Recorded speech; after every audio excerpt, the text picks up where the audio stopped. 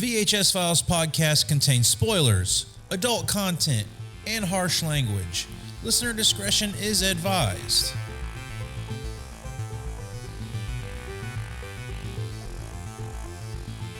Welcome to the mini-sode.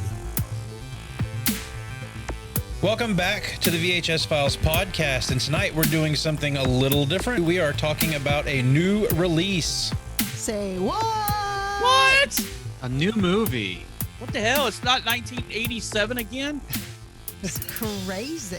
The theaters are back open. We're going to the movies again. We just happen to all have seen it within like a day of each other. Not the first movie we've seen in 2021 in the theater, but the second movie we've seen. It's a fandom that we all are into. It's the MCU. It is Black Widow. I tell people my sister moved out west. You're a science teacher. Your husband, he renovates houses. You're thinking about moving, but you're gonna wait until the interest rates go down. That's not my story. Before I was an Avenger, I made mistakes. And a lot of enemies.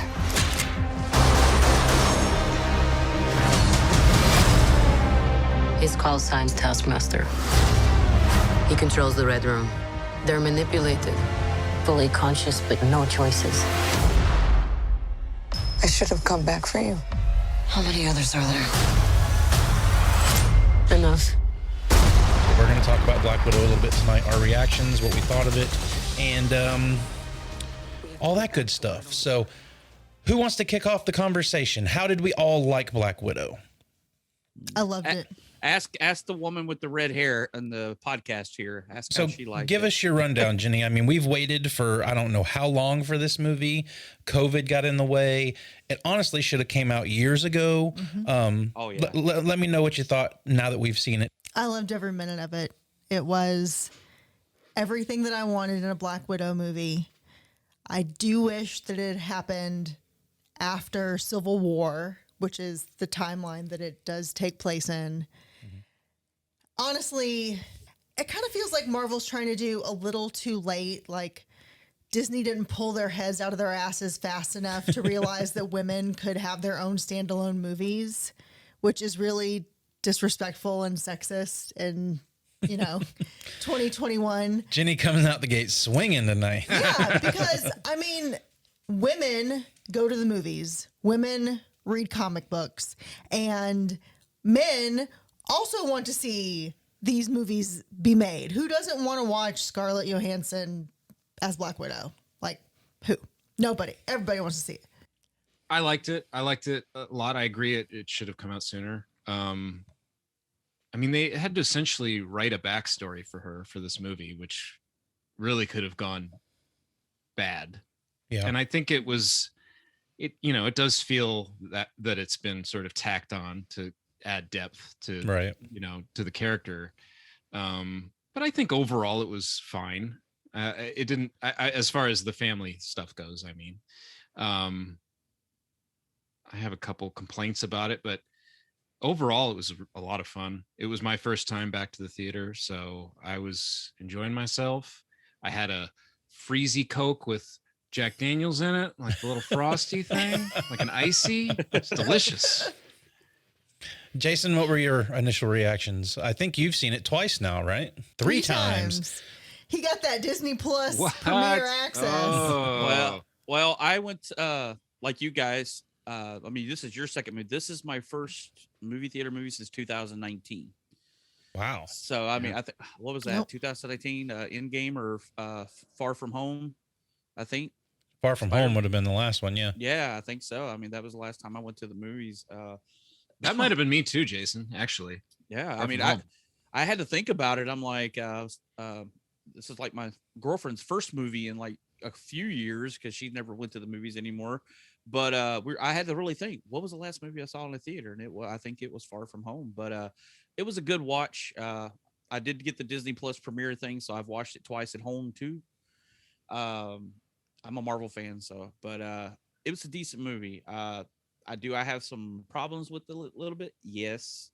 I agree with you guys. This movie should have been made like 3 or 4 years ago, at least about 3 years ago.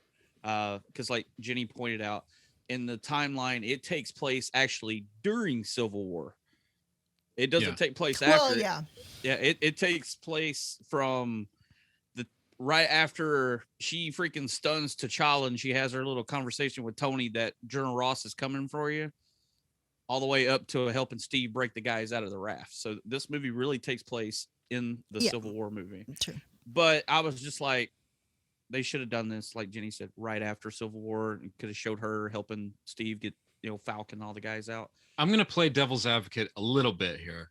Okay. That, while, you're saying that a woman can carry a film. Yes, I totally agree. I mean, there's plenty of examples of it. Wonder Woman, of course, the big one with comic books. But I'm sure there was a degree of like, is Black Widow a marketable enough character? We know Wonder Woman is, right? She's like the big three over at DC. Mm-hmm.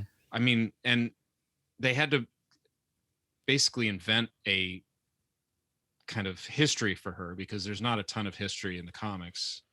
Well, I mean, you make a good point on that. Now, I think it's probably a combination of both, but it's like the idea of giving Hawkeye his own film. Like, right. Can Hawkeye really carry a movie, even though he's a guy? Hawk guy. Well, they're giving him a Disney Plus show. They're not even giving him a movie. Right, exactly. So like, is Black Widow sort of on Hawkeye's level in the Avengers, basically? And I don't think so. I think she's better than him, and I think she did deserve her own movie. Well, that's where I was going with with the movie, and the way I thought about it is it was a good movie. Is it kind of down the list in the Marvel movies for me? Yes, it's not in the upper half. It's probably right in the lower half, but it was an enjoyable, fun movie to watch. I'm glad she finally got it. I'm glad we got to see her up front and center, not with behind Tony or behind Cap. She got to be up front, and I'm happy for her and the character that it got to be done finally. It was too long. Well, what I wanted to bring up, and Eric made a good point about is it marketable? And one thing I think that may have hindered this is a few years ago, we got a movie called Red Sparrow. Does anybody remember this one? Yeah. With Jennifer Lawrence. I never saw it, but yeah, it was like, this should just be a Black Widow origin story. Yeah, I mean, like, pretty much. And that movie tanked. So I think one thing that could have potentially hurt Black Widow coming out was the prospect of that movie coming out, and then the fact that movie did not do well. Now, it was completely different subject matter. The only thing you really had was the undercover, like, assassin stuff, but the rest of it was a lot different than your Marvel movies. On your point, Josh, how many spy assassin female-led movies are there? Because when you start to think of older movies like Salt or what's that one with Charlize Theron? That's one I was going Atomic with. Blonde. Atomic Blonde, or there's a good handful of them. Even going back to like what's the one back in the Point of No Return, or Point of No Return. What's the other one in that era? Yeah, I mean, there you go. La Femme Nikita. Yeah, La Femme all Nikita. That stuff. I mean, this is kind of a genre that's been done and successfully for a long time. I mean, not in the MCU per se, but it's almost its little subgenre. Like obviously, the end of this movie goes much larger than those movies. But. Oh yeah, for sure. Yeah, well, it seems like a handful of us have a few things to complain about here, but I want to talk about the good stuff, the stuff that we enjoyed up front. And I'm going to go ahead and throw mine out there from the get-go is Florence Pugh. I think she kind of steals the movie. Yeah, she's awesome. I mean, loved her in Midsommar, of course, and I haven't seen her in much else, but I love Midsommar, and I was kind of most excited just to see how she would do in this movie. She kind of reminds me a little bit of the girl that was on that show Heroes. And she was big. Hayden Panettiere. Yeah. She kind of came and went and hasn't really been around for a while now. And she's kind of like has Hayden Panettiere, except, and I have no idea how to say her last name. I'm literally just blasting through it. Except she's a good actress. Yeah. We saw Florence Pugh in Little Women, and she's very good in that as well. Yep. Directed by Greta Gerwig. This is off topic, but did anybody hear the rumor that Greta Gerwig was going to be directing a Barbie movie? Is that the one with Margot Robbie's playing Barbie? Yeah. No, Margot Robbie is playing Barbie. It might be it. I had not heard of that. Normally, when I see a headline that says Barbie movie in development with Margot Robbie, I would have been like, but when you say Greta Gerwig to direct Barbie movie with Margot Robbie, I'm like, I think I might see that. That could work. That could work. Yeah. I like the character of Yelena, however you want to pronounce it, because they have a heavy accent through the whole movie.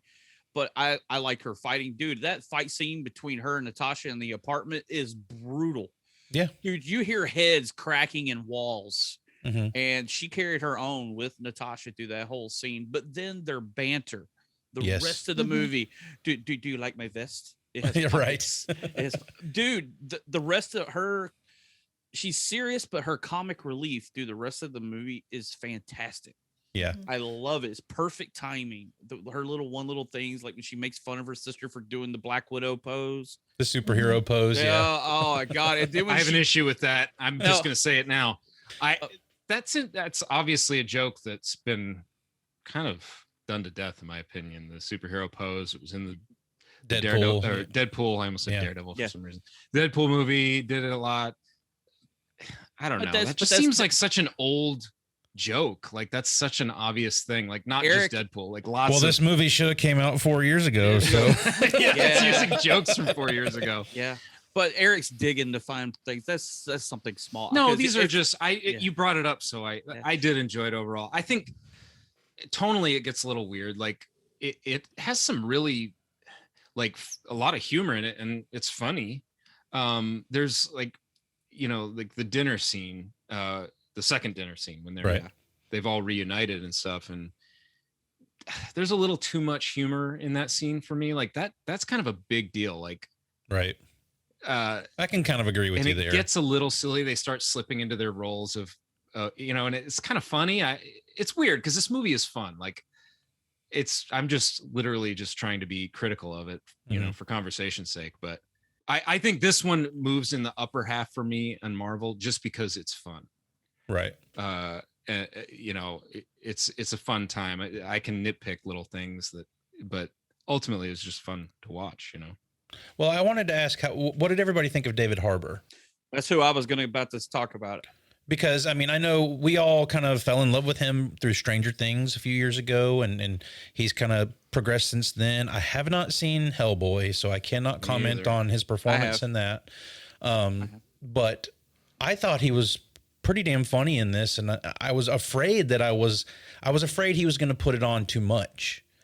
But I think other than the dinner scene you're talking about, Eric, where he's putting on his suit and all of that stuff, like I think he kind of reins it in, and he's just funny enough in the scenes when he needs to be funny. Yeah. But I didn't think he overshot it when I thought it was a possibility he very much could. I think he did a good job of containing it. I mean, he had humor with seriousness. I mean, like the helicopter is some funny stuff, and then when Yelena throws all the stuff that gets done to women in the red room about her reproductive organs. That was pretty good. And you can see him. He's like, sorry, because he realized he's all about himself and everything, but he did care about these girls. I mean, he even has their names tattooed on his arm in Russian, Natasha and Yelena on his arm. So, I mean, he cared about it. They weren't just part of the job. He loved these two girls. It was his family. And he keeps saying that through the whole movie. But well, I mean, I like that. I feel like in his case, he does kind of explain himself because, he and Rachel Weisz both kind of claim to like these girls and to care about these girls, but they allowed them to be taken and sterilized and brainwashed. I mean, like that's where like the humor stuff, I start going like, because I liked when he explained that basically he believes in the system. He's not a smart guy. He's following orders, that kind of thing. He's doing what he's supposed to do for Mother Russia or whatever. Like he feels like it's all for the greater good kind of thing. I feel like that's not the case with, I forget the quote unquote mother's name? Melina. Like she helps them at the end, but we're gonna let her off the hook for all this shit. Yeah. All these thousands of girls being taken, like we're gonna let her off the hook here or what? Like, I don't know, guys. And I want to touch on that opening segment with the Nirvana song and all that. Dude, this is a movie. It's a comic book movie, but when I was watching this and I'm with my girlfriend there and I'm looking over at her and we're watching this, it's fucking sad. It's like they're giving you a public service announcement of child abductions, child slavery, and everything. Like you see that because that's real. Well, sure. That happens in this world. They even took Drake off and photoshopped him in the pictures with Bill Clinton and everybody else and meeting all these other world leaders and right. Dracoff is kind of like a mixture of like some real world people. I think there's definitely some like Me Too stuff going on in this movie as well. It's sad with like Weinstein. Yeah. He gets Weinsteiny right in the office with the girls. Like he's touching them and he's like grabbing her head and stuff and like kind of imposing his will on them. It's icky. It's definitely icky, and I think they did that stuff well. It's Disney. They kind of pulled it off because Disney doesn't go dark in a sense, but that's kind of dark. Oh yeah, he's yucky. Yeah, don't like that guy. What do you think, Jenny? Yeah. Oh yeah, he's definitely yucky. I thought the entire cast was excellent. I thought they all played their roles very well. I thought they had a natural chemistry with each other. I think it was pretty perfectly cast. How about I guess his name's O.T. Oh, I don't even want to try to say this man's name. The guy from Handmaid's Tale. Oh, yes. I liked him in this. Yeah, the one that plays her agent that hooks him up, that hooks her up and all this stuff. I completely forgot about him until you said something. I kind of forgot he is a Marvel character because that's what he does, and I forgot his actual character's name. That's what he does. He hooks people up. I mean, he's basically black market, whatever. Hey, I can get you weapons, a plane, whatever, and that's what he does to. It's basically the Q of this movie. Kinda, yeah. And we found out if you give him a couple weeks, he could get you a Quinjet. Yeah. Right. So I'm like, damn, that man's good. Goes from a busted ass Russian helicopter to a Quinjet. So I thought Rachel Weisz was just kind of okay in this. I mean, I've seen her do some pretty good stuff, and my thing now is they didn't give her a ton to do. They didn't give her a ton to do. I'm kind of infatuated now with the people that are showing up in the Marvel movies, like jumping on the bandwagon, like all these big A-list actors that are trying to get into the Marvel universe now and whatnot. Yeah, we are starting to get some big time actors, particularly like older actors that have sort of avoided it for a while. And now they're like, okay, fine, I'll be in one. Oh, this is cool. Yeah. Like it's not risky anymore. We can go have fun. And I'm sure they all have grandkids and stuff. The girl that plays young Natasha, did anybody kind of recognize her? I recognized her, but I can't place what she was in. Not only that, it's the face, because when I found out who she was and I watched the third time, I was like, holy shit, how did I not know that? That is Mila Jovovich's daughter. Go back, but when you find that out and you go back and watch it, it's like young Lilu running around. I'm not kidding. I couldn't do that whole first segment of the movie. That's all I thought of is Lilu Dallas Multipass. Instead of orange hair, it's blue. Yeah, and I'm just like, whoa, because that's was her husband or ex-husband, Paul Anderson. Paul W.S. Anderson. Yeah, the director. That's their daughter together. I just thought that was, when I was digging through this, I was like, whoa, okay. Well, Everybody's mainly, getting and when I bring that up, I mean, Rachel Weisz, I mean, she's been, through all these different franchises like The Mummy and all that stuff. And now she's jumping into the Marvel train. I'm also thinking about, like, we're not going to talk about Loki because Eric hasn't seen the last episode yet, but Sorry.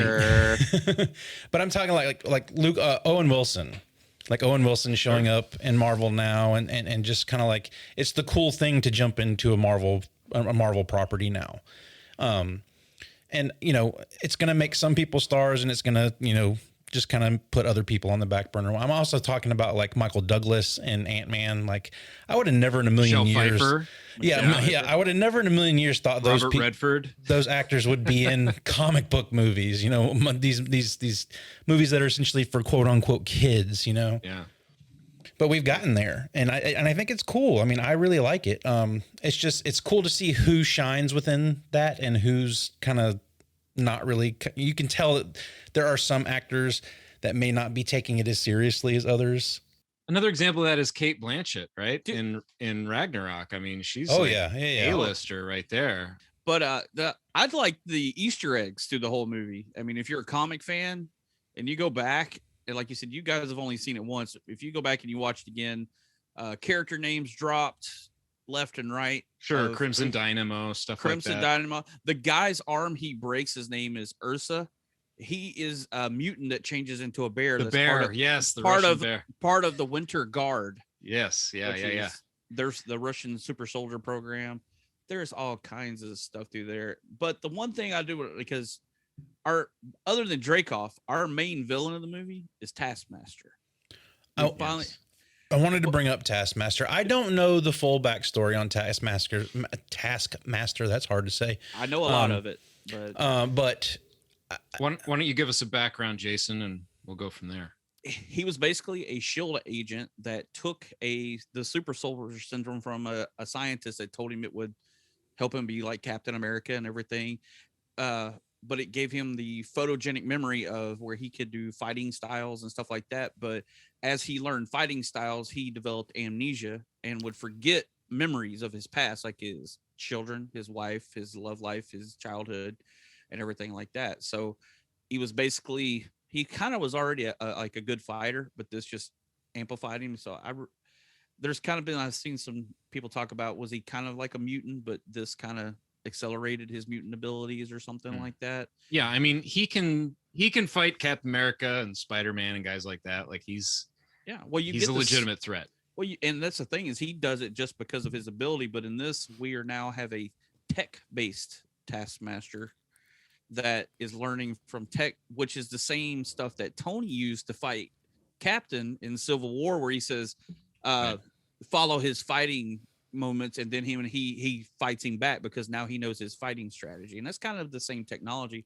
because at the beginning of the movie, Taskmaster is watching Hawkeye fight Black Panther at the airport. Right. Well, so also that when the family makes their escape in the beginning of the film, the data they're stealing is from SHIELD, right? And which may have been Hydra controlled at the time. I think they make mention of that it was controlled by Hydra. But I mean, like, it really could be like some of the same tech, because just the way that the Red Room is operating, it could be a lot of the same tech that Stark uses in his stuff, you know.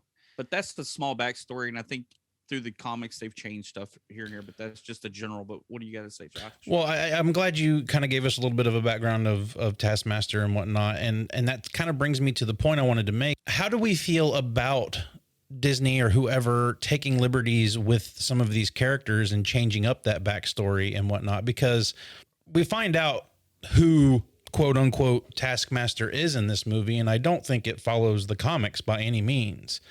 It is all tech, and then we find out, you know, who's using all this tech. But like, there are certain liberties that they're taking with these movies and changing up those characters for, you know, the convenience of the movies that they're in. And I don't know, like, I kind of felt like Taskmaster was a good like henchman, but overall, like, I didn't really care for the story arc of it. Yeah, well, it was cool. They did it more the nod, because his daughter's name is Antonia, and his name is was it Anthony Masters in the comic. So Anthony, Antonia. If it was just a henchman, it would have less impact on the main story. They did this to tie it all together or whatever.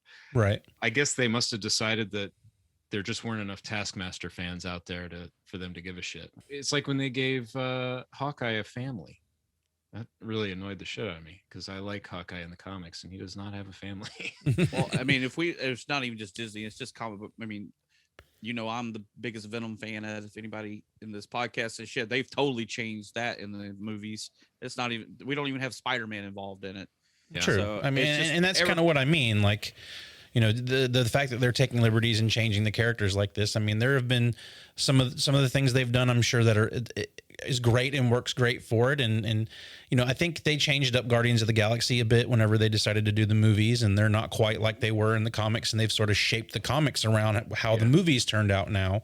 Yeah. So I just kind of wanted to see how everybody felt about how they play that, because it seems like they're doing it a lot now for the MCU, and you can look at it as two different entities. You've got your comics, and you can always go back to that, and then you've got the MCU, which is building upon something new. So, but I just wanted to see what you guys thought about all that. I think they just need to be careful about making decisions about characters that they think aren't important yet, because, you know, down the road, if this continues, you're going to have to start pulling up some C and D listers up to the ranks, you know, right? Because you know, we're already starting to do that, and you know, they like Daredevil, for instance. Like, I liked the Daredevil Netflix show. I don't know if, you know, there's rumors that they might try to pull Charlie Cox. Charlie Cox, thank you, in somehow, but like, they shouldn't have done that. They should have held on to Daredevil and done it properly in the cinematic universe. Yeah.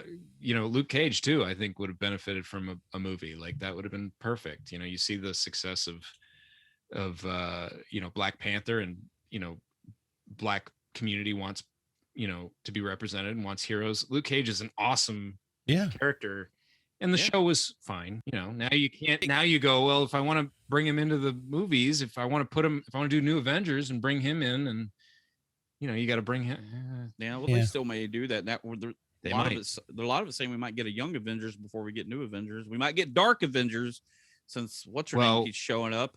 But I mean, yes, the Young Avengers are being set up already. Yeah. I mean, that's the next logical thing to talk about, right? Is the end, the post-credit thing. So I'm not well versed in this. I know a certain somebody shows up from the Marvel TV shows that are going on now. Yes, Valentina, yada yada yada. She's got like 6 names in there. But I think in the comics, she works for S.H.I.E.L.D., and they also call her like Madam Hydra or something like that. She was Madam Hydra for like a period of time. She's kind of a mixture of two characters. There's a character in the comics, her name's escaped me right now, but she literally like put together the Thunderbolts in one iteration of the Thunderbolts. So like when you say Dark Avengers, like this is really more the Thunderbolts, which is why seemingly why they're bringing Thunderbolt Ross back into the fold with this movie. You've got William Hurt coming back. And it seems like they're setting up a Thunderbolts either TV show or movie, which I'm game for. I think that would be fun, dude. I'm waiting for Red Hulk to show up at any freaking time here, dude. Right? I mean, I've been waiting for Red Hulk since William Hurt showed back up after the Incredible Hulk movie. I mean, if it's going to happen, hey, She-Hulk, we got a She-Hulk TV show coming. That's right. It may that might set it up. So I just kind of jotted down who we've got potentially for this lineup. Okay. So you've got Yelena, obviously, Yelena, U.S. agent. Yep. He's ready to go. You got Zemo. Zemo's and he was an original member of the Thunderbolts. Yep. And then you go, okay, well, who else could we see? Abomination in the new Shang-Chi trailer. Yep. A lot of people were saying you never know if he might come in there. He might be in it. Agatha Harkness. Yes, and she is confirmed to be coming back. Yep. Yeah, I mean, I think she's confirmed for Multiverse of Madness, I'm assuming they didn't confirm for what, but I'm assuming it's for Doctor Strange. And then we are going to have like I forget what it's called, like the Armor Wars show. Yeah. So people are wondering if there will be like an Iron Patriot, which was, you know, an Iron Man analog. They're doing an Iron Heart show too. Yep. Okay. Yeah, there's been that too. So that's more Young Avengers though. Right. Ironheart right. would be. Well, it's funny that you mentioned the Armor Wars thing, because she brought up during this, we talked about it earlier about the Crimson Dynamo. Right. He is an Iron Man villain in the comic books. So they're kind of wondering, did they mention that so he can show up in the Armor Wars thing? Because you know how Marvel does. Yeah, they should. He's, I mean, that's Russian Iron Man. You might as well throw him in there. That's the thing I really have grown to love about what they've done with the MCU and what's apparently not working for the DCU. But like I remember watching Winter Soldier, and there's mention like they name drop Stephen Strange in there.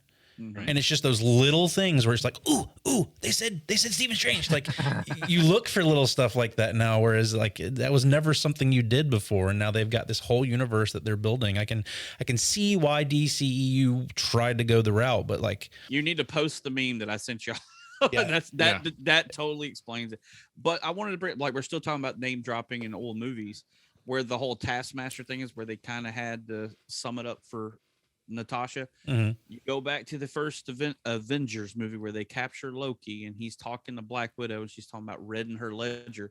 He says, how can you do that with so much red in ledger? He goes, Dreykov's daughter, Sao Paulo, and everything. It's pretty impressive that was there then. And I was like, whoa, okay, so now that's why this, because she thought she killed a little girl in order to get away from the Red Room, right, to go work for Shield. She had to sacrifice. She even says it was collateral damage. And I was like, damn, Natasha was ruthless at one point. She killed children to get out. She killed lots of people. You want to talk about collateral damage? How did none of our main characters die in this movie? Like with that falling last from scene the sky for 20 minutes. Insane. First of all, I'm not going to be dumb enough to say how did Black Widow not die in all that. But if you really think about like a real human falling out and like she's doing like Spider-Man shit. Hey man, Keanu did it first. Keanu jumped out of a plane without a backpack, without a parachute. I believe that Black Widow could do it before I believe Johnny Utah could. Yeah, I have that in my notes. Is like, how did we get through this whole aerial scene that looks like? So I admit it's cool. It's MCU. The special effects are great, but I kind of thought it was like that G.I. Joe movie there for a minute. Right. Came out a few. I was like, I kind of had a cringeworthy moment there. I'm like, okay, Snake Eyes going to show up? Well, the costumes don't help either. The costumes are very G.I. Joe looking. Like, well, especially Alexei and Melina surviving. Right. Like I can understand Scarlett saves Florence. I'm just using the actresses' names for no reason. But David and Rachel are free falling. And then the tail of the plane breaks off. We don't see them again until the ground. Yeah, but he's a super soldier. Yeah. Well, he is. Well, maybe he caught her not. And he just takes the fall and she. I don't know. It all happened off screen. It's weird. Yeah. I still think Melina could be bad. Okay. I'm not convinced that she's. Well, in the comics, she's also a character called Iron Maiden. And in the little room where she put her gun away, the mask is on the wall behind her that she has in the comic book. Oh, the Iron Maiden mask. I got to ask a question. Maybe we can argue about this, about Red Guardian and Alexei. Who's stronger, him or Captain America? Think about some of the stuff that he did to get out of that prison. I was like, I don't know if Captain could kick out a door that's like a foot thick of steel. I mean, he just boots it and it flies out the hinges. Yeah, Sam sure as hell can. Yeah, that Captain America. Steve might have been able to, but that's what I'm saying. Steve Rogers, Captain America. I was like, because I even read that in a couple things, is who would be stronger? Because somebody brought that up as like, I don't think I've ever seen Captain America Steve Rogers kick a foot thick door out of its hinges. Well, I mean, we may not have seen him kick a really thick door down, but we've seen Steve Rogers, Captain America, do some pretty crazy shit. He fucking held a helicopter from a building. Like, he's America's ass. He can do anything. He fought Thanos. But he lifted Mjolnir. I mean, come on. I don't see Red Guardian being worthy of lifting Mjolnir, my friend. I don't think Red Guardian would ever be worthy of doing that. But yeah, they had that as like who was actually stronger. And I like the whole thing where he's talking about and he's lying through his teeth about fighting Captain America in 1984. And the guy points it out. Captain America was still frozen in that. Right. But somebody brought up a good point about that little segment is like, did he fight Captain America? Was it Bucky or Isaiah? Isaiah Bradley, Captain America. I saw that theory. And I was like, possible. Ooh, that's you could reveal Isaiah would work perfectly. Yeah, I was like, that would have been cool because they put Isaiah in prison too. Yeah. For a while. They locked him away. Going back to the airplane. Beginning of the film. Oh, sorry. The flying out of the airplane scene. Black Widow actually jumps out of like the Shield helicarrier in one of the more recent runs of Black Widow in the comics. So, you know, it's not improbable. Well, here's the thing. It's what I like about these movies and what I think people who don't like these movies maybe miss, or, you know, you don't have to like them, obviously. But if you like comics, like comic book movies, this is my chance to say this, are comic books and movies mixed together. Yeah. So I know. So they're groundbreaking. I know. They're episodic, right?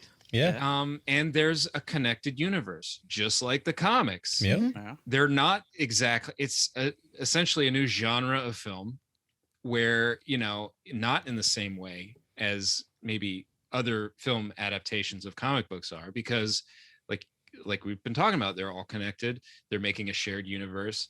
It is a unique thing and it is episodic. And if you don't like the universe, you probably won't like the movies because they're all kind of in that same universe. But Right. I like it. And in the comics, that's something that could happen.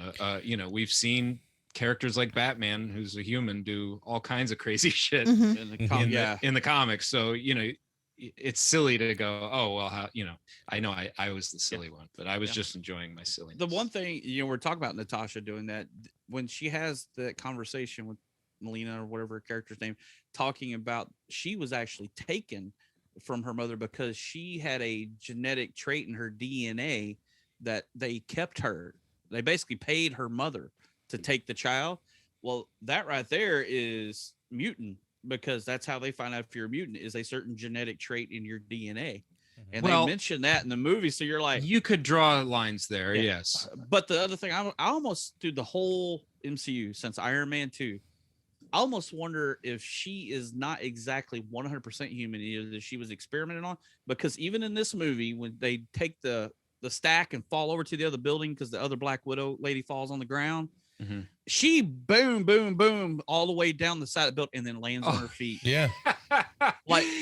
And I went, I'm really thinking Natasha wasn't 100%. She took a fall there, dude. That was a Harry and Spider-Man 3 fall right there. Dude, her legs buckled on that AC vent. I mean, they buckled and hit her ribs. She crumpled and then boom. Nah, man. If Dom from Fast and Furious can topple down a freaking garage of cars and survive that, Black Widow can survive the topple on that building. You know, this movie, just like those, is all about family. Ever say, you know why you survived? Family. She clearly is very physically fit. Been doing her cardio, because the amount of running and fighting she does in the end of this movie is insane. Like, insane. She is a superhero. Well, and I think it's also, you know, part of her training is so much of it is muscle memory that, you know, she was brainwashed to have these exact reactions when she's fighting. And I think it just lends back to that. But talking about comic books, like going over to comic book movies, I want to talk like a little bit more in depth about like some of the things specifically I loved about this, because I said it was everything I wanted in a Black Widow movie. And so I was mentioning that run of Black Widow that I read. I mean, it's been like 3 years or something now. So it's not the most recent, but that's the last one I read. And so she is at that point running from S.H.I.E.L.D. because she's stolen this information that she has like sworn that she'll never, you know, let see the light of day. And some of it's about her and her past, and she can't let the world know who she really is. And so it's kind of like, it has some parallels with the movie, because she's also trying to find the Red Room to, you know, wipe out all of the information. Yeah, I think I read some of that too. Was that the stuff with like Phil Noto doing the art? I won't remember. Okay. Well, yeah, I mean, yeah, that stuff I think I read too, or at least some of it. And yeah, this does feel like that run for sure. Yeah, and in that run, there are widows who are children who come after her. So it was very reminiscent of like the old meeting the new, which happens in this movie, and her backstory. Now, I know you don't get a lot of backstory about Black Widow, but I liked what they did. Like, I know maybe other people don't like it, but having her be embedded with these KGB agents that are in America, like that just is like a perfect explanation for like something that could be actually happening at the time. Yeah. In the and world. It doesn't, I mean, considering they had to invent a backstory, for the film and tell it all in this film. Yeah. It was pretty great idea to start there. Cause again, you still maintain some mystery for the character because it's not a real family. Like it's only what she remembers after being, what was she, 13 at the time or something? Yeah. Well, it's also retcon for all these people that are like, what happened to her Russian accent? And now she has no accent anymore. Like speaking of Russian accents, I hope that Florence Pugh can ditch that. Can she ditch that? I won't mind. I kind of liked it. I thought it was hot. I don't think it was a bad accent. I don't know enough about Russian accents Are you Russian? That's what I'm saying. Exactly. That's what a Russian would say, is that they don't know Russian accents. Anyway, I'm on a list now. So Black Widow's coming. I don't know. For It would be you. nice if she could just let that go and not have to do that. I mean, if she's going to be, I'm curious if she's going to end up being sort of the next Black Widow. Obviously she's going to be like the Thunderbolts version of Black Widow, but maybe she'll end up on the Avengers at some point. Like, who knows? I mean, endless possibilities. I mean, it's Marvel. They could do whatever. Yeah. I think she needs to drop a few more articles with her Russian English. Yeah. Our friend Kate. Hey, Kate. Our friend Kate, who we've mentioned on the show multiple times, she is from Latvia. And when we first met her, you would have never guessed. Like I had no idea that she was from over there. For years, we had no idea. But when you hang around her long enough, you start to notice that she drops her articles, and she's like, there are certain times where she sounds very Russian. And we lived with her for a brief period. She was our roommate. She was living with us. And it was how I never noticed it before. I don't know, because now I notice it all the time. It's great. Yeah, it's I remember endearing. I remember when we found that out. She was still at Hot Topic. We would just call her Black Widow at Hot Topic. Yeah, she was undercover. You're awesome, Kate. So we've talked about. Wait. I got another thing. Budapest. We know about Budapest. No, Budapest. We know a little about it. Budapest. Well, still, you get enough. She's there. Her and Hawkeye are there. She is trying Were to they kill. there to kill? They were there to kill Dreykov, right? Yes. Well, they were back because they're talking about the arrow holes in the wall. Remember, Clint was originally sent to kill her. He was sent there to kill Natasha in the first time around, and that's why there's arrow holes in her wall, because when Lena says, what kind of bullet makes holes like that or something like that, she said arrows. So maybe he was just practicing. Also, are we going to get Yelena in the Hawkeye series now? Yes, I believe so. Yes. She's on the cast obviously list. He's her next target. Well, she's on the cast list for Hawkeye now. Okay, yeah, she's on there. Okay, all right. Yeah. So and that's all lies anyway. We know how it really happened. We saw it. See, this is the thing that I'm worried about with Hawkeye, because he's always been a bachelor, like a ladies' man kind of player, kind of guy.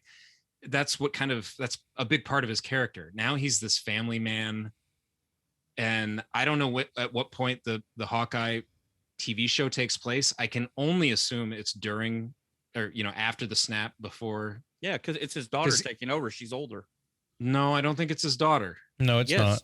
I thought it was. It's not in the comics. It's not in the comics. I don't know what it is in the movie, but no, it's Kate Bishop. It's Kate Bishop. It's Kate Bishop. So that's not his daughter. No, I'm talking about. I thought it's supposed to be Hawkeye's daughter taking over as Hawkeye.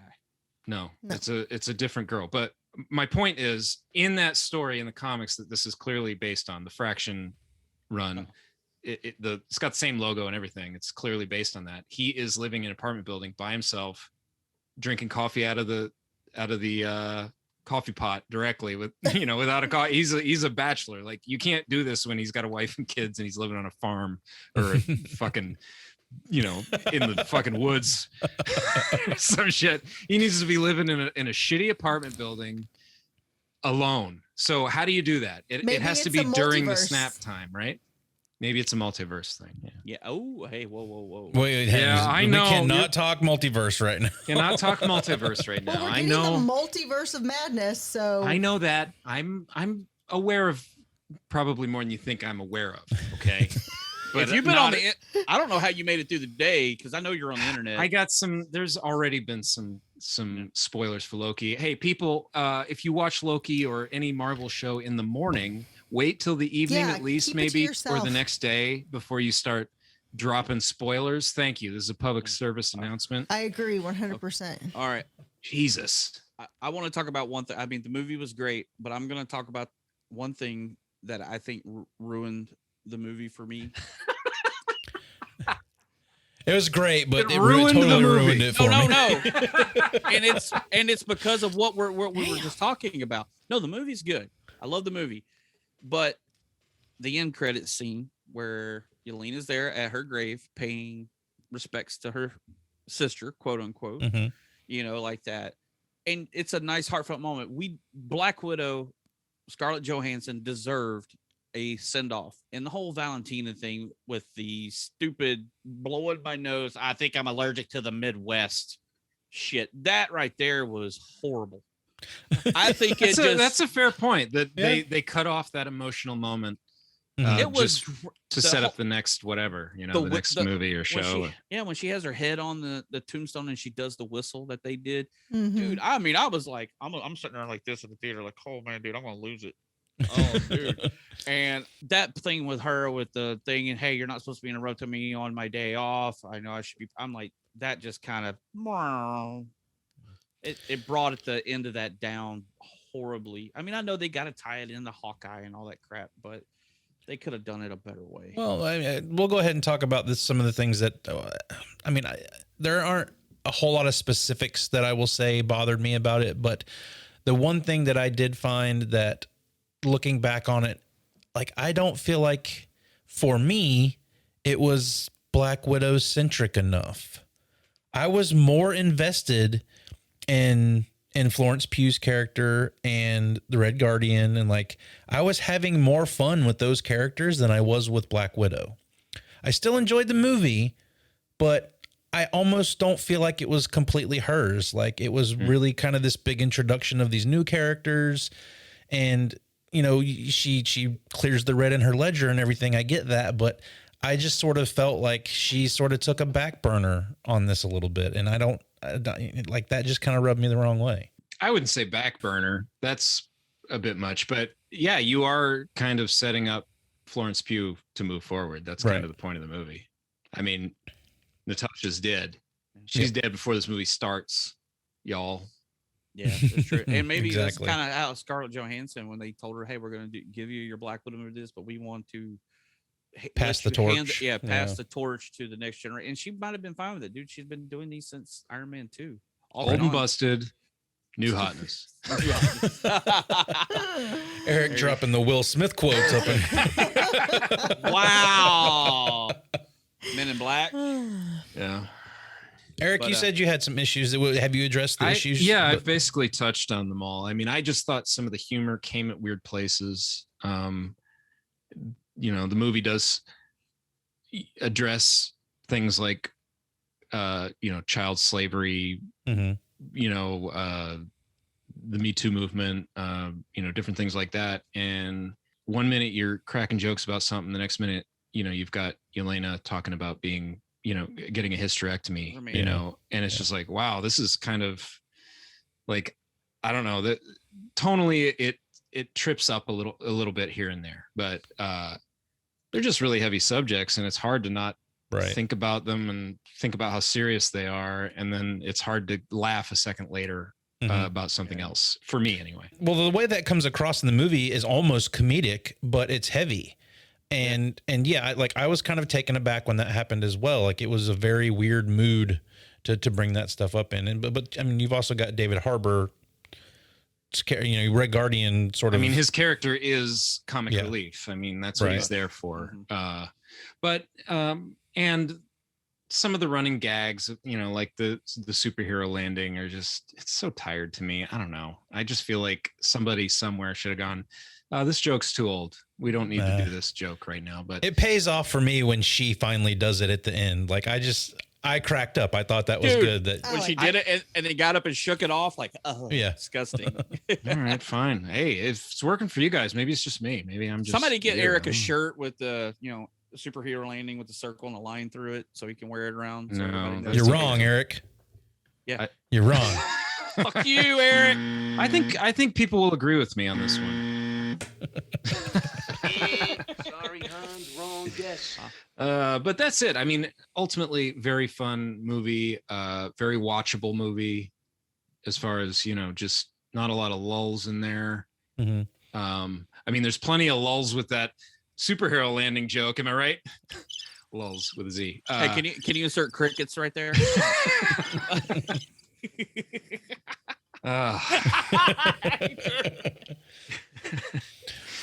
But overall, a very fun watch. Fun getting back in the movie theater. Fun seeing a Marvel movie again. Yes. Yeah, I mean, it's one of those. I want one more thing. Sorry, Josh. I know you just started talking, but But I'm gonna talk now. but but shut the fuck up for a minute. I've decided. I'm sorry, Eric. Go ahead. Peter Porker. I was gonna say. Initially, I wasn't a big fan of Scarlett Johansson as Black Widow, just as far as like a casting and like my idea of Black Widow from reading her my whole life. She ended up being quite good overall. When you look at like her all the movies she's been as Black Widow, she's pretty awesome. I mean, Iron Man 2, she's kind of put there as, well, I mean, I won't say a sex object, but like, You should say that because You can. Marvel really has taken a great character and reduced her to a sex object and a mother figure for all these boys in the Avengers, which is like really, I mean, it's really obvious in Age of Ultron. Anywho, Well, especially when you have Hulk, who's very childlike. yeah. yeah, but I do. And then she Love wants her to be as with Black Widow. him, but she's also his mom. What? That's Ew, disgusting. Gross. What is going on with this mom Hulk business? It's the Ugh. Electra complex. Yeah. But when you're talking about this, her being a sex object, somebody did bring up in an article that this movie was directed by a woman. Was her name Kate Shortland? Something like that. I Yeah. think her name. Oh, I don't know if that's her Well, name, but she is a yeah. woman. But yeah, she's Kate Shortland. Yeah, Kate Shortland. But they were also saying a movie directed by a woman about a strong female character, and they were complaining that there were so many ass shots in this movie. There were a lot of ass shots. A lot in of this movie. ass shots from a female director in this. That's movie. funny. I forgot about that, but I remember thinking it. I don't in think it the was written theater. by a female though. It wasn't written. I'm just talking about directed. They were the ones shooting the film. The Ass shot. zoom in. cinematographer is a guy. Yeah, I maybe. don't know. I mean, I don't know. I did notice that a couple times, Jason. Yeah, Like, I'm kind of lots of ass level cameras throughout the film. I just didn't remember notice, thinking I didn't that in notice theater. that. Maybe I just wasn't paying attention, but I didn't notice that. Well, it was one of those articles I read, and then I watched it on my third watch, and then you're like, ass shot, ass shot, ass shot, ass. So what you're shot. saying is this movie has more parallels to the Fast and the Furious series than we thought. Maybe Hey, so. honestly, it in some ways, yes. I Because would it's all say. about family. The whole movie. She's got two families: a Russian and the Avengers. It's all about family. Jesus. Oh well. All right. Anybody got anything else to say about Black Widow? I mean, I will say it like again, like coming at the time it is. It's been too long, and like the only thing about it, I loved watching it. I'm glad we've got it, but yeah, like that whole area of Black Widow's arc is now over, so it's hard to get excited about it when you know that there's a whole new wave of things coming. This Phase just kind of 4. seems, phase 4's coming, and this just seems like, oh, we're going back to old stuff. I mean, Yeah, that's true. It doesn't really, other than the Yelena connection to the Thunderbolts thing. Yeah. I mean, I wonder if we'll see some of these people again. I would think we might see Melina again. I would honestly love if they worked Red Guardian in somewhere. I mean, I think he has a good there's a place for him. You know, it's almost certainly like on like the TVs or some on the TV shows. Yeah. The TVs. Y'all got them TVs. You got the TVs. I thought I think I read in the while we're digging for stuff for this that I think he's already had talks with Marvel maybe about doing more than just this one.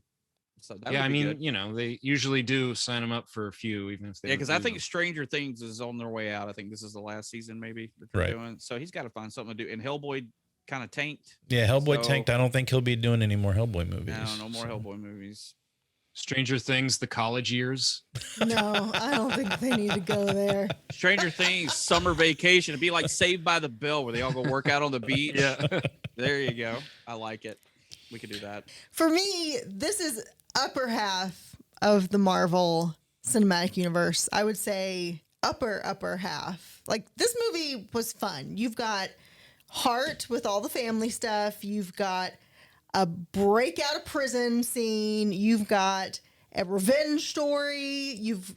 There's explosions in the sky, people jumping out of planes like this. I think the action was directed really well. Talking about like the fight scene really in the kitchen and stuff like that. Like, there's a lot of physicality to the fighting that makes you think of stuff like Atomic Blonde and stuff. I would say. It actually did remind me of some of those like female-led spy assassin movie. Kind of remind me of Killing Eve, actually. Like when she's, I don't know if anybody else watches Killing Eve, but I haven't seen that one. It's a very good show. About a female assassin, the best female assassin in the world, and better than Black Widow. What an original idea! She's a lot more ruthless than Black Widow. Do men think that they're stronger than her and then she beats them up? She kills a lot of people. Oh God. Yeah. No, I mean, that's cool. That's cool. That's so cool. I think, yes, this movie should have happened sooner. It should have happened way sooner. I do think that her death would have been more impactful in Endgame. Yep. When you put this story in. Definitely. The timing of this movie was all wrong. Yes. I really didn't care when she died in Endgame. I really didn't. You know care. What? I don't disagree. By the time they got around to her dying, you've already got half of everybody dead, and you've already ripped my heart out.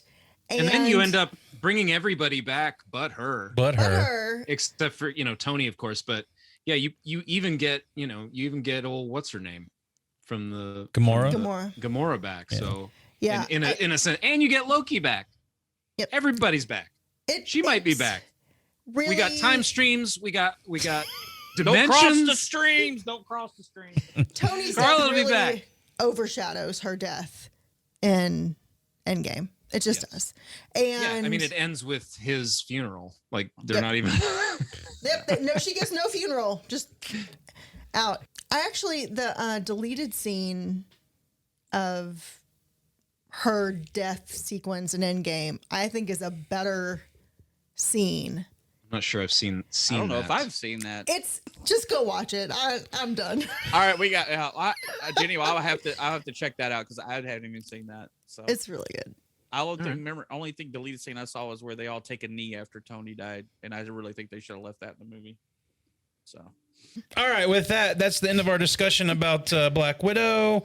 And if you have not seen Black Widow yet, and you like the Marvel movies, please go see it. It is a lot of fun, and we do need to support movie theaters as we're coming out of this pandemic. I, for one, am a person who wants to keep going to the movies. Yes. And I do like watching movies at home as well. I think there is a place now where both can exist, where you can see new things at home and at the movies. I'd like more of that. More of that, by the way, when, just as far as this thing streaming and you have a choice. The early access stuff. Yeah. Yeah, that's good. And it seems like people went to the theater and people did, there's enough for everybody, and it'll encourage theaters to make our experience a little better. Yes. And Maybe. the thing is, we didn't even say, Josh, like he always starts out, dude, this movie made $218 million worldwide this weekend. Mhm. 60 million on Disney Plus. Yes, alone. 60 million on Disney Plus. That's a big deal. And that goes to show where we are going to be going with things. Like, I want to see my Marvel movies and whatnot in the theaters, but Marvel movies, yes, but some of these smaller movies and things like that, or movies that I just wouldn't go to the theater normally, but I would spend $20 to let the family watch it, or it would be great for independent films, independent filmmakers. You would probably have more people apt to watch those movies in the convenience of their home than going to pay the theater prices to go to the theater to see those things. Well, and people would have more access, because I know that we used to live in a town that did not get independent releases, or if they did, they were there for a week and they were gone. I forget what movie it was that I wanted to go see. I wanted to see it really bad, but it was the Ryan Gosling movie. Well, you got to narrow that down a little bit for me there.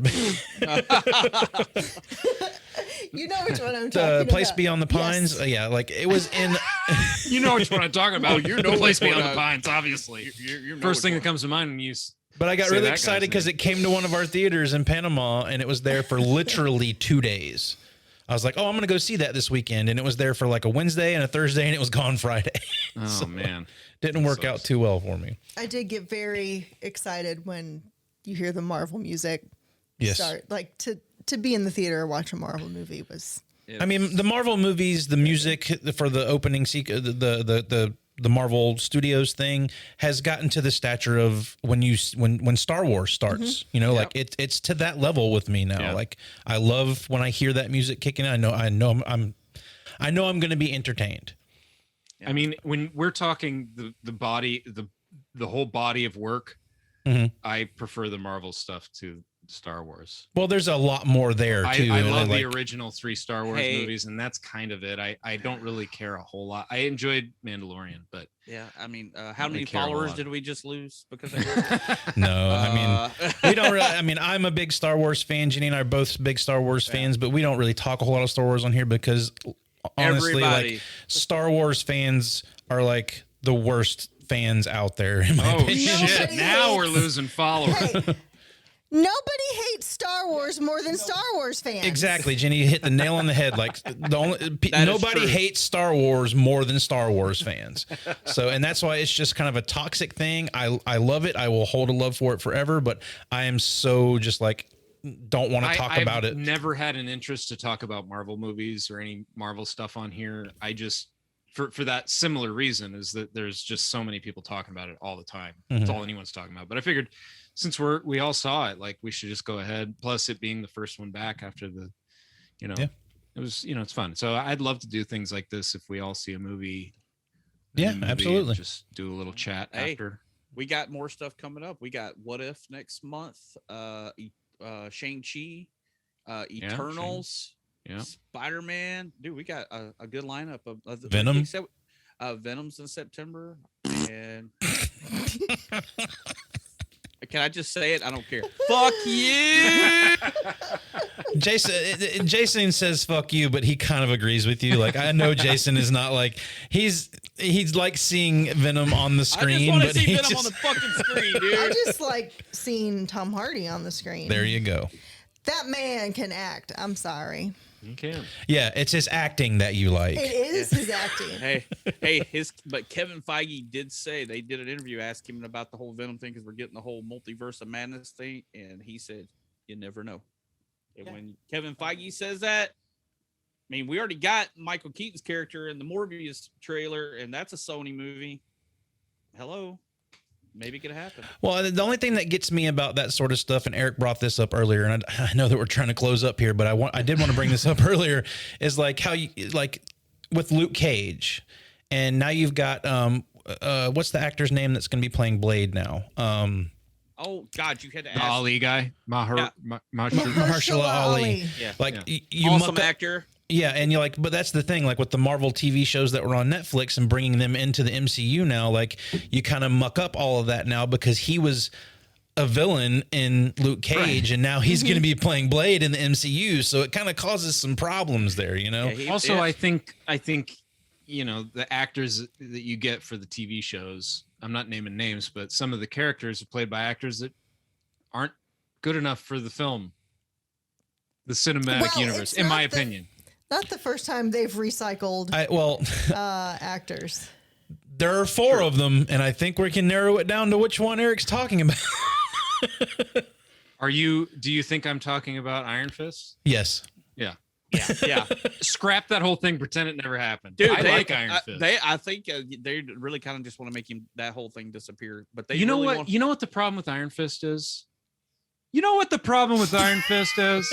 What is it, Eric?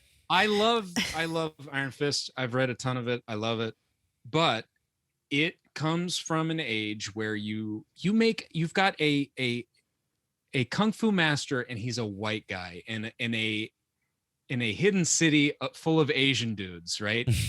This is like an old idea that just doesn't work as well now. You know what I mean? Yeah. It's like the idea of like The Last Samurai and Tom Cruise being like the only white guy, and he's like the best fighter out of all of them. He, or like, Matt Damon in The Great Wall. Right. And it's just like, the timing's bad to try to do something with Iron Fist. That's why, you know, I think Shang-Chi will do much better.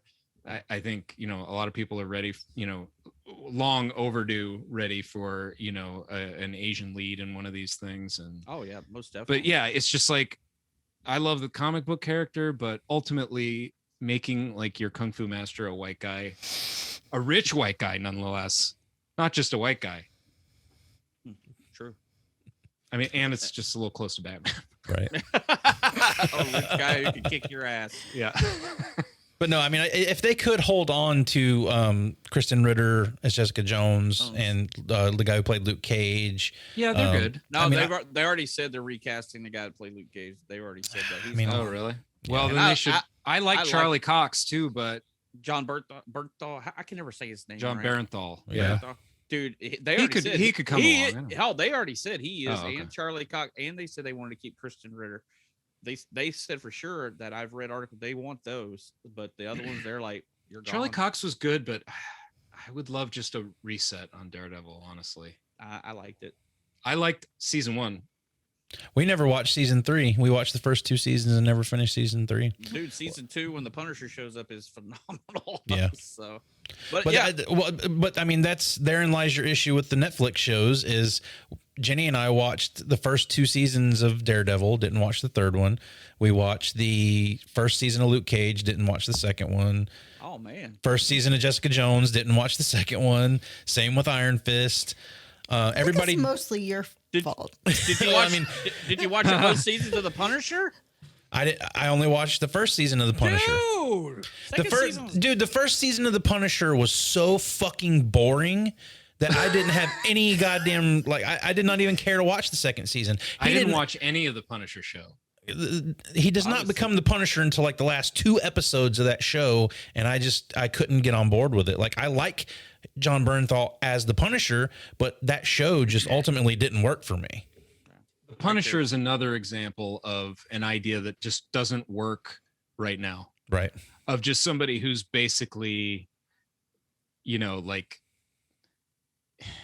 I don't know. I think the whole concept of the Punisher is just, it doesn't fit with, you know, the sort of defund the police argument, you know, and all that kind of stuff. It's just like, I don't know. Some of these characters, they were created in another time and they just don't always work right in the time you want them to. You know what I mean? Yeah. Gotcha. In my opinion. But we're talking Marvel movies. We're talking everything going on and how I much know. Eric hates everything. And I don't hate everything. And I love everything, so it's just a great balance. We have yin and yang right here. I still watch all this stuff. I like it. But yeah, I'm glad we decided to get on and talk about it. I mean, this is our Black Widow / MCU minisode for you guys that are watching that stuff and interested in it. And we typically go back in time and talk about all that old stuff, but now we're jumping into some new things and kind of getting with these newfangled times and watching these new movies and stuff. And we're hip. Hey, it's like the video. Hey, we talked about it, man. We started this out. We're like a video store. You got a new release section over here. Yep. You got to talk about new movies. So yeah, that's what we do. But yeah, I mean, we can try and do this whenever we've all kind of seen something new that comes out and we want to talk about it. We'll try and jump on and record a little mini. Well, I say a little mini-sode. We've talked for over an hour about this now, but yeah, that's, I mean, cool. We would love to get on and talk about some new stuff with you guys. Keep your ears to the ground. We are going to be releasing a horror section on Night of the Creeps. We just recorded that the other night, but that's going to do it for our conversation tonight about Black Widow / the MCU. Maybe we'll get on and talk about Loki once Eric watches that. But until next time, be kind. Rewind! Rewind! Rewind! Rewind! I drink wine. No, I don't. Are we done? You've been listening to the VHS Files Minisode. We drop new episodes every Friday, so make sure you're subscribed and leave us a rating and a review wherever you get your podcast. Interact with us on all social media platforms at VHS Files Podcast. Email us any questions, comments, movie suggestions, or games you'd like to hear on a minisode at vhsfilespodcast@gmail.com. Thanks for listening. We'll be back.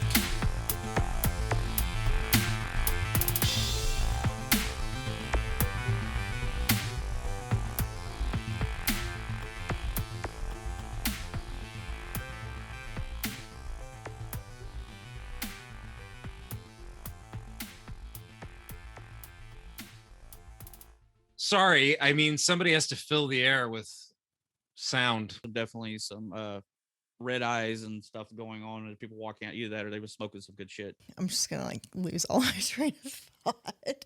Give me a second. Not her. She's just the devil. It's different. It's like Thanos is coming. Gross. Oh. And he's Jesus Christ, Eric. Whoa! Nathan's not even on the show tonight. Nathan has rubbed off on Eric. Just keep them coming, guys. Yeah, Sorry. keep them coming, Josh. Wow. So Thanos is arriving. Thanos? There. With his ball sack chin.